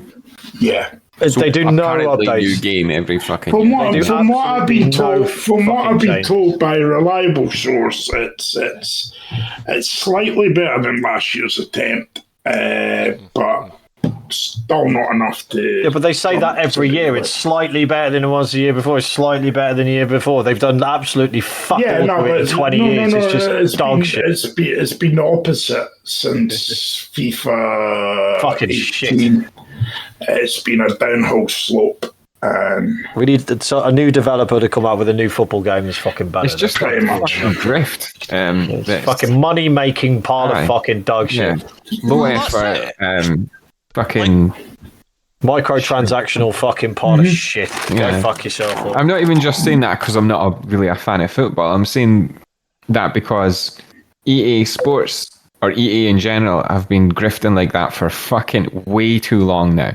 Do what that ULC or that UFC that's coming out or whatever you call it, like that one that's literally just Ultimate Team only. That's the whole game. It's not even a new football game. It's just Ultimate Team. That's it. So just get rid of your pro clubs. Get rid of your fucking your single player game part of it campaign. Fuck it all off and just make it Ultimate Team with all your transactions and just fuck off.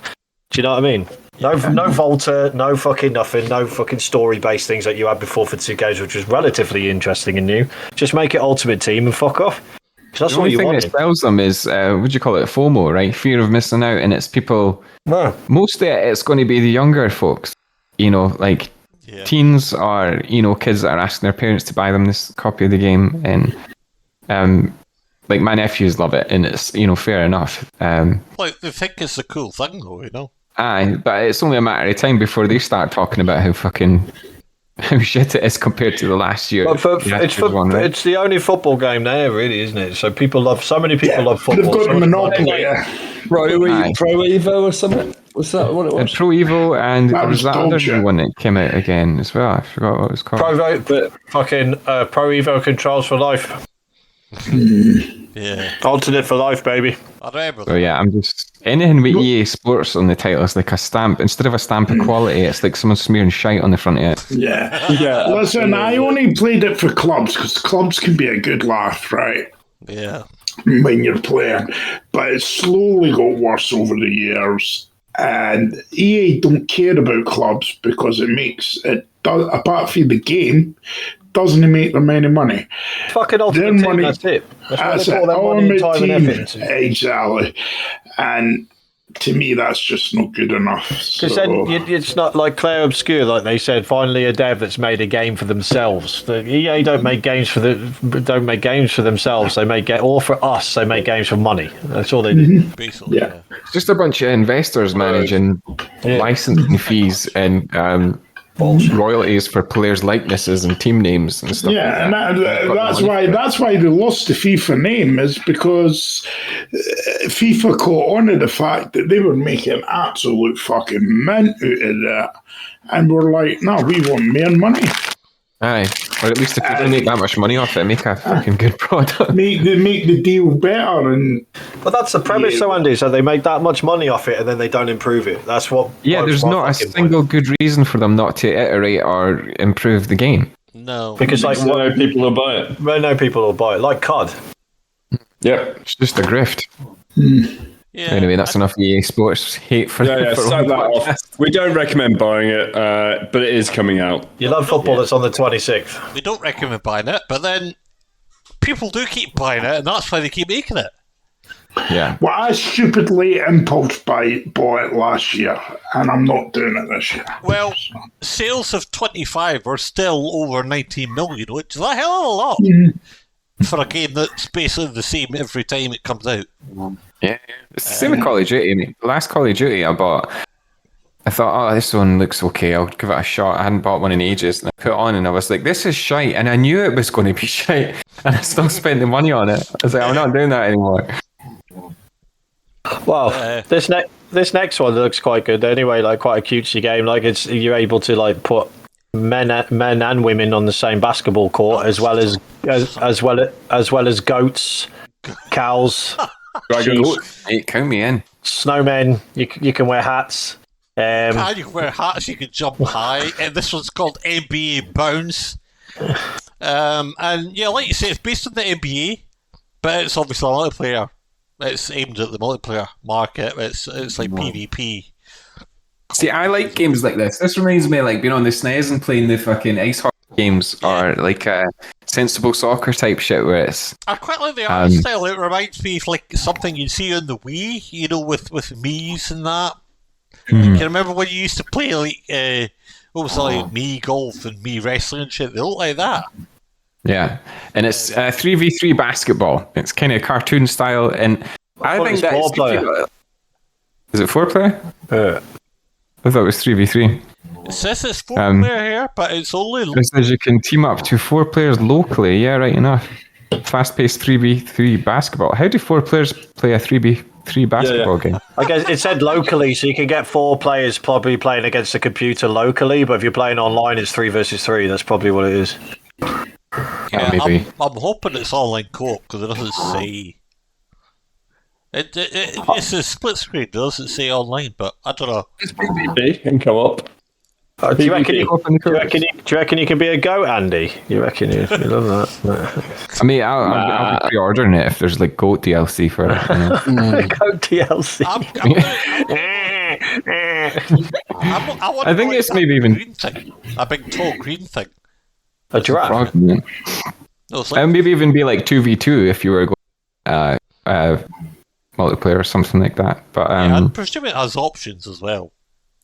yeah, this is cool. I quite like. Yeah, I mean, it's Quite like, a single player game as well. You can play a single player, so Yeah, like just simple kind of fun. It's not built around a million and one micro.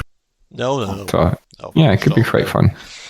Yeah, no, as much as it appeals to you, Andy, it appeals to me. I quite like the look of it. I quite like the idea behind it. It's based on the NBA, which I'm not that interested in, but it's like Wii basketball, which I'm right behind, you know. I used to like the 3v3 ice hockey games on the GameCube and stuff like that. Can you remember them where if you did too many like fouls against one player, it would stop and it'd be like a wee mini game where you just knock the fuck out of each other. They throw the gloves and the helmet off and start boxing in the middle of the ice rink. I always liked it as an NBA Jam. Yeah. Jam one's good, yeah. What was the street one as well? I was always Pippin, man. Oh, Scotty. Scotty Pippin, baby. Yeah. There's quite a lot of it, but yeah, so that looks good, so I'm looking forward to that one coming out. I might get it as well. If Andy gets it, we could maybe do some multiplayer or something. I'll lose, obviously, but you know. What did you say it's coming out on? It's coming out Switch. on the 26th and everything. On everything? Alright, okay. I thought it was just Switch. Well, PC, Switch, PlayStation, Xbox, if that's aware. Yeah, you're right enough, yeah. So it could be good. Johnny can get it too. Maybe give it a shot. But yeah, 26th September for that one. Right, next one is very nostalgic, shall we say. This is called Pac-Man World 2 Repack. Waka waka waka waka. Yeah, I'll probably get this. it's a remake / remaster of the Pac-Man PS2 game. Yeah, from 2002, I think it is, isn't it? Yeah, it looks brilliant. It's like they upgraded all the platforming elements, they've upgraded the graphics, obviously, lots of gameplay improvements. But it's still Pac-Man, it's still the game that we know, it's still a lot of fun. It's not quite original Pac-Man. It's more like Super Mario 64. Yeah. It's no longer a 2D. Well, it's... Yeah. I got the Pac-Man World 1 repack. Was it last year or earlier this year? And I like these kind of just like super colourful platformer collectathon games. Yeah. Yeah, it does look good. It looks good fun. Well, Pac-Man Worlds... What was it? Pac-Man 1 was 1999 or something. Then Pac-Man 2 was 2002, something like that. So they've both been remastered after 20 years. I mean, I'm assuming you're not talking about the original Pac-Man because that was way. Yeah, I know, and yeah. But I like these types of things. It's nothing at all like Pac-Man. It's like I said, it's closer to Super Mario 64 or like Hat in Time or something like that. Yeah. Some of the levels look a bit like Crash Bandicoot in a way as well. Yeah, big open levels. PS2 Crash Bandicoot games, a lot of the levels look like that. Yeah, that's where it kind of came from. Like Spyro the Dragon type games. Yeah. Oh, what a game! Yeah, it's like it's still in that same sort of vein where it's big worlds and lots to see, lots to collect, and lots of colourful stuff going on, and it's like a sort of good vibe game. Yeah. First one. Probably buy the second one. It's $24.99 full price. Yeah, 25. Which is, I mean, if you like those sort of games, that's not a lot of money to pay for a brand new one. No, I mean the argument is that it's not, it's not terribly demanding. Compared to some of the £50-60 games we're talking about, it's not, it's not demanding. It doesn't require years of work. It doesn't require licenses. Which I guess is their argument, but then for us, £60 is still a lot of money. You know what I mean? Mm-hmm. But yeah, 25 quid's like perfectly affordable. And that's out on the 25th. Yes, September. 25th of September. Right, next one is something a little bit different. This one's been out on VR for a while, but it's coming to PS5 as a console game you can play on your telly. This one's Alien Rogue Incursion, and it actually looks pretty good. Yeah, it's been out. It was out on the PSVR too. It was one of the games on that, wasn't it? Yeah, and then it came to the Quest 3 earlier this year. The Quest, yeah. It's coming to actual console now. Yeah, I mean, it looked fun. It looks like a fun Alien game. I certainly wouldn't play it in VR because, for what I've seen it, it's like you got the face huggers jumping at your face. Fill your pants in. Yeah, you would fill your fucking pants. You're gonna And say a man of my age and my health issues, it wouldn't be advisable for me to fucking play it in VR. I don't even know if it's advisable for me to play it on a console. But I'd love to watch Dunk play this, man. this is one Dunk would freak the fuck out here, I think. I love Alien games. Yeah, Alien Isolation is probably my favourite because it was genuinely fucking terrifying. This looks like Isolation, but in VR. I'm just reading some of the details, and it sounds like something. You know how Andy likes a challenge? This sounds very challenging. There's only 3 weapons: a pulse rifle, a shotgun, and a revolver. What else do you need? Yeah, well, that's an argument. But you can also use proximity grenades. Resources are scarce. Panic rooms are found throughout the facility. And you must also complete puzzles to unlock doors and terminals. So it sounds like it's quite challenging at times as well. They're making a point of saying that it's a prequel straight off the bat. That this is part one of a 2-part story. Yeah. Part one of this gripping 2-part story thrust you into violent world of Alien, yada yada yada. So it's like it's a standalone start, middle, and finish, but it's also gearing up for a part 2. So as long as it's better than the Fireteam's fucking story, then it'd be fine. Yeah, it's just a bunch of people talking at you. There's a story in it. Yeah, you have to read. You have to read it all. It's just like exposition dumps from characters between missions and shit. Yeah, so I'm guessing that. I've got a dildo on going. Yeah, what's going on there? And you can tell if it's true, but I'm guessing Alien was a novel at some point. It started as a movie. And there's 1,000,001 novels of it. I've read a few of them. They're quite... John falling asleep? No, I'm awake. It's the dog snoring. Fucking hell, I thought it was a dildo or something. No, it's not me. It's a dog. Yeah. Well, it says here it's written by the novel director, Alex. Stop snoring, Finn. You're making an appearance on the podcast. Stop. But I bet the movies and the books have become a bit hit or miss for Alien, to be honest. But yeah, it sounds cool. It's got its own kind of story to it. If the premise for me is that if they made Alien Isolation in VR, they fucking nailed it, basically, in a nutshell. But I don't know if they've done that because I don't own VR, so.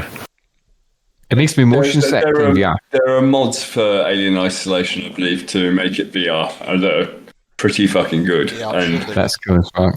And Listen, I think that would possibly be one of the most terrifying games to play in VR. Well, I played started playing Biohazard, Resident Evil Biohazard in VR. Oof. Right. That's the scariest thing in the I think I got about 30 minutes in and I went, fuck this shit. And started playing it on just with a controller and no way the VR setting because it is so fucking freaky in VR horror games. I can't imagine that kind of 360 horror thing. Oh, it's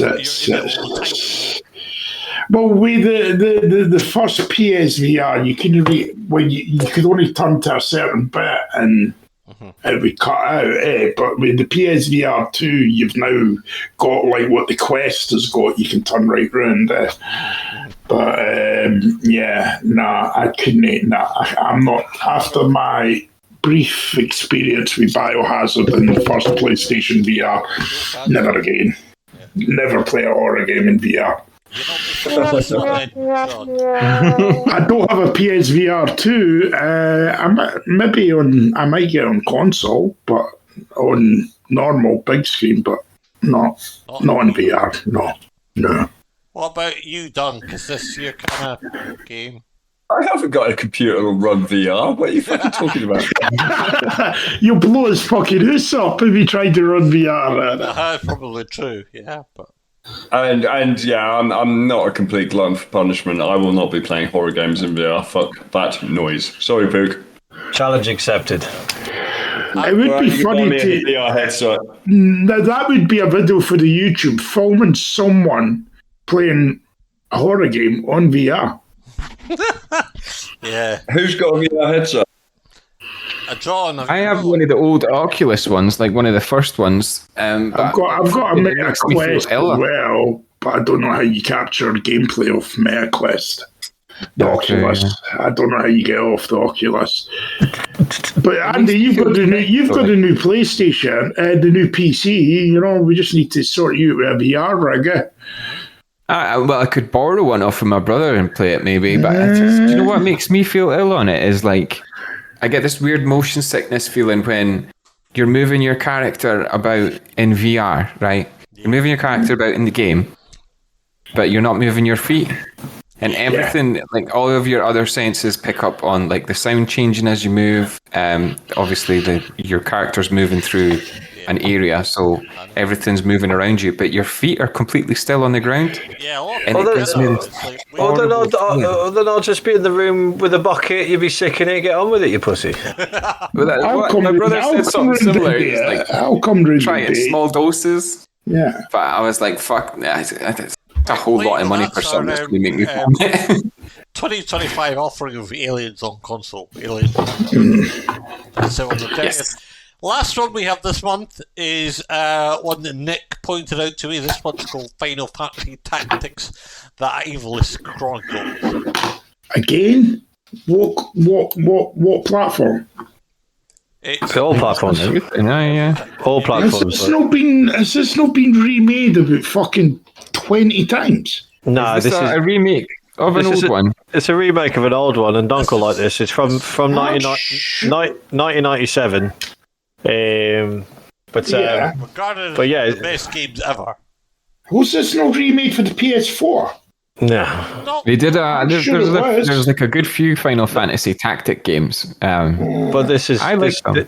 But this is the Ivelisse one, like so. Yeah. Yeah, this is like the original one, named after Ivelisse, a place or something that it was based in. Something like that.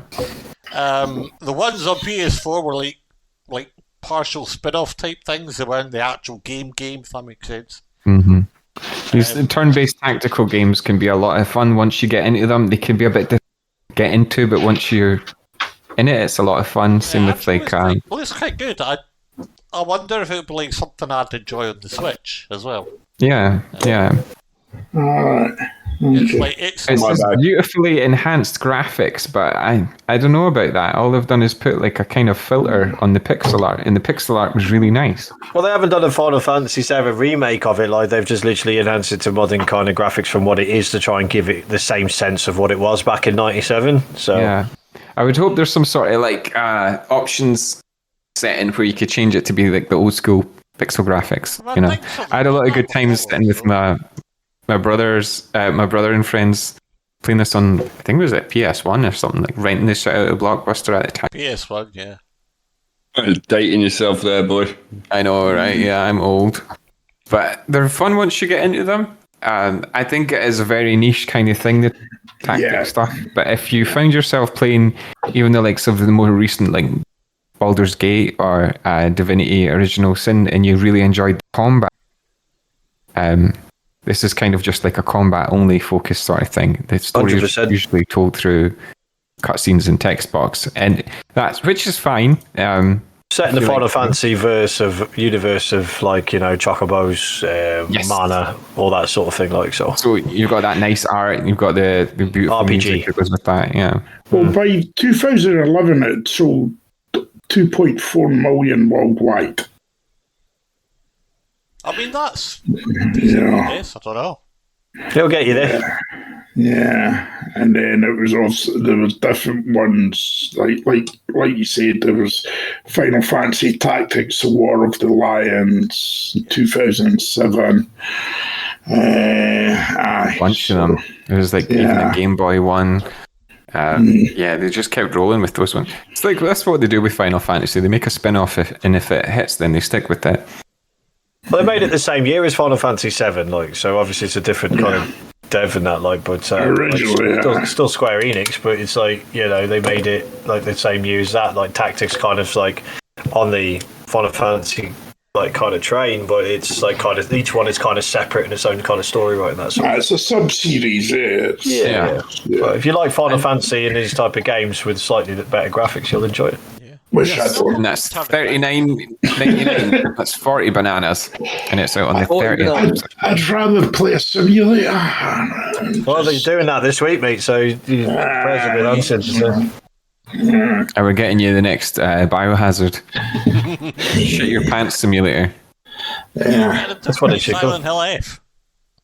That'll be the title for the YouTube video. Shit your pants simulator. Simulator. So that was the last one on the list. We're not doing Indie Corner anymore. And Mikey's doing that separately, so I guess he's doing that after this. Yeah, D Spotlight is its own show now, so keep an eye out. Yeah. Is that a Oh, damn it, that's when I usually have my nap. Yeah. Well, I do have a couple of honourable mentions. Yeah, okay, go for it. Hopefully you won't spoil my indie games, but go on. First one is Hollow Knight Silk Song. Ooh. Is that out next month? That's out on out this week. People have been waiting for 7 years for that, and then they're suddenly like, yeah. It's coming out, yeah. So obviously, if you played the Hollow Knight games, which like I know Andy has and I have, absolutely fucking stunning, beautiful games, puzzle-based games. I'm sure I played a wee bit of it for a challenge. Yeah, you played one for a challenge, yeah. Everyone's really decent fun, decent Hollow fun. Knight's one of them. But it's just a beautiful fucking game by Team Cherry, and they just know exactly what they're doing. They've just nailed it with the premise that they have, and it's just so the other games are just so good, and this one's obviously been waited on for quite a long time now, and they suddenly just dropped it about 3 months ago or something like that. It's coming out, but yeah, that's Hollow Knight Silk Song. That's coming out on the 4th of September. Over 40 bosses in that game, by the way. 40. Yeah. Holy shit. I love these sort of games. It's like Ori and the Blind Forest. Yeah. I love these sort of little platformer fighty games. They're great fun. Yeah, and Blasphemous as well. This is everybody's monthly reminder to play Blasphemous 1 and 2. Yeah. The next one I had is called Hirogami, so all one word, Hiroro Gami. So basically, Hirogami is like, you're doing like kind of Japanese kind of perspective of making like origami things with paper and stuff like that. So this game is based on like you're this kind of like, I don't know, priest or bishop type thing made of paper, and you're going through like a paper-esque type world in order to solve puzzles and kind of make your way through the game and that. Like, it's just really fucking beautiful, stunning looking little game for decent landscapes and puzzles to do, like, and that sort of thing. I just thought it was amazing. Like, this is the sort of thing I would have been fucking wild for when I was younger, because everything does look like it's made out of paper or clay and stuff like that. Yeah, it looks really nice. This reminds me, we have talked about this before. I think there was a similar one to this. There's a similar one to it. I don't know, it just rings a bell. Next one I had is called Adventure of Samsara. So the name Sam and Sarah in one word. Adventure of Samsara.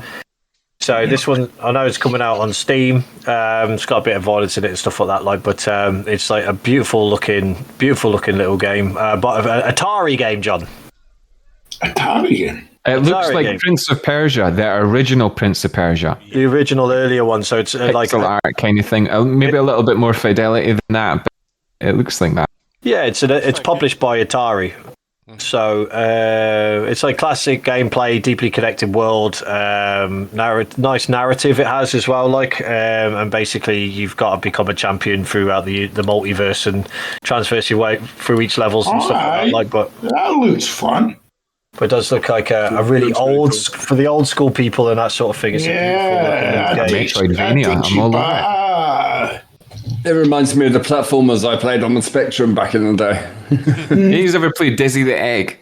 Yeah. That game was fucking punishing. Oh, it was savage. That's it. That's it. Kids today didn't realise how hard we had it back in the start of gaming. We never had the internet to go on and look how we get through a bit. Oh yeah, some bits and there was no save games. And save game points. Yeah.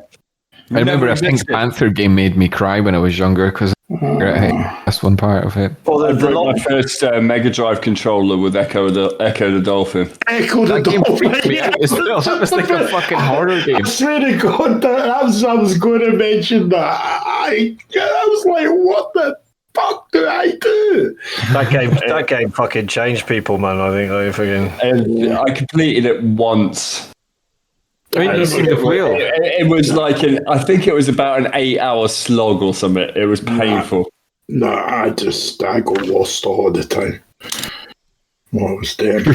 But yeah, I had one there, but that's been moved back to end of October, so that doesn't matter now. Like, the next one I had is called Toa and the Guardians of the Sacred Tree. How many more you got, Pook? Just 3 after that. Oh, for fuck's sake. Mate, that's longer than the actual list. That's why I'm going through them That's why I'm going through them quickly. It literally takes 5-10 minutes. Go. It's anime Diablos. That's what this looks like. Yeah. Hell. Hey, get a move on. But yeah, so anyway, it's just a beautiful little game anyway, roguelite type game, like set in a distant realm and stuff like that, but it's like a kind of top-down, like Andy said, Diablo-esque type looking game, like, so just look quite pretty with a decent little story. And the demo available right now on Steam. Okay. The other one is called Agatha Christie, so it's another Agatha Christie game, but it's the one that's Death on the Nile. Oh, yeah. So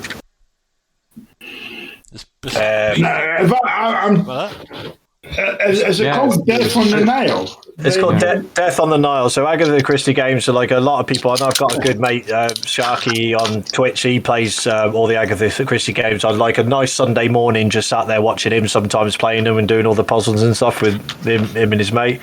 And it's just quite interesting to basically problem solving on an Agatha Christie story. So it's obviously very slow paced, all about puzzles, detective work, and trying to solve the mystery and that sort of thing. Like so, it was Death on the Nile, no Poirot. Not what? It was.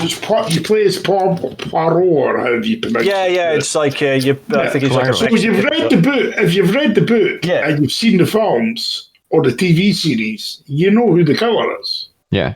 And well, they've done Murder on the Orient Express already out, and it's got positive reviews. It's actually on the PS Plus catalogue as well, so I'm guessing it'll be in the same sort of gameplay style as that. 45 quid for the PS5 version. But yeah, but the Tower was out on the 19th. This one's out on the 25th. So like I said, it's just like if you like detective type puzzle games, like and you like the Agatha Christie series, because there's a fucking lot of them, then that's just the next one coming out like this month. The next one is called... The next one's just called Atelier Reza Larina, the Red Alchemist and the White Guardian. So if you like the Atelier franchise, then obviously the next game's coming out for that. It's obviously anime-based, turn-based game like Final Fantasy and stuff like that, but just the next one of that series is coming out this month by Koei Tecmo.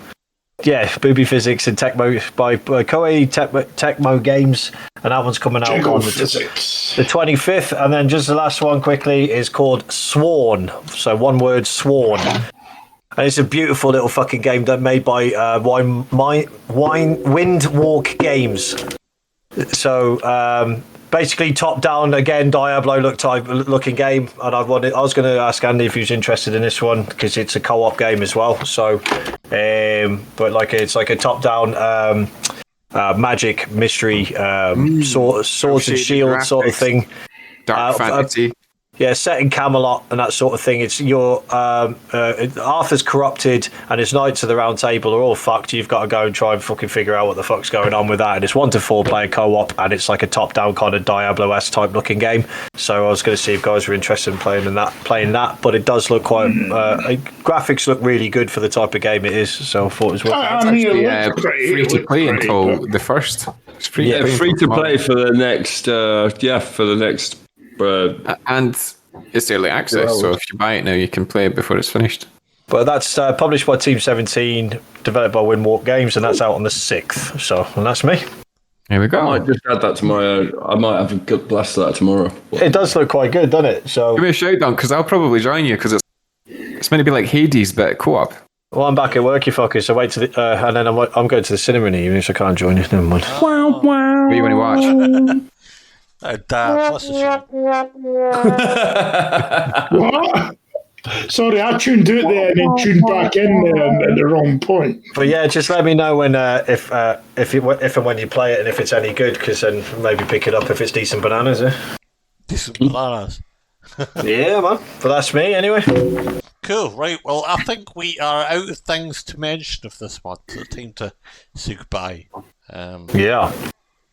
Yeah, it's been a strong lineup though. There's some fucking good horror games coming. Yeah, you don't want to. Stuff. Andy, we're loving it. Loving it. Doug's gonna weep when he sees the fucking honourable mentions I have for October. Oh god, he's already planning it. October is fucking insane. So this month has got some decent looking games coming out, so you should enjoy them. That's just going to be pretty good. But make sure you tune in for next month's podcast, because it is going to be fucking mental how many games are coming out. You're fucking mental. I love you. I love you too. Right, we're going to say goodbye, and we will be back next month with the mental lineup that Nick alluded to there. Promises, yes. Peace, love, all that jazz. Yeah, Remember to like, sub to Gamer Talk Stream, High Arcade, Geographic Cactus. I can't remember what Pookie's one or Dunk's one is, so they'll have to tell you. Well, it's Andy's been offline for a bit, with IRK, because obviously his computer's been down, so he'll be back to his fans, back because he got affiliated and it broke. So he'll be back on Twitch. As soon as I got affiliate on Twitch, my fucking CPU cooked itself. Yeah, so as soon as he'll get back up and running on Twitch as well. I'm still not on there, but I'll be back at some point. I don't know when it's going to happen, but it'll happen. And Doug Sturp sometimes on the YouTube doing his taxi driving or whatever the fuck he does with his cars. and then obviously you got the YouTube, Twitch, Tops, yeah. X, whatever the fuck it's called, and and you can email John at some fucking email address and gamer talk questions at gmail.com. Keep the toxicity down, and I'm gonna go take a shit. Peace. All right. Speak to you later. Thanks for listening, y'all. Bye. Cheers. Bye. Bye bye.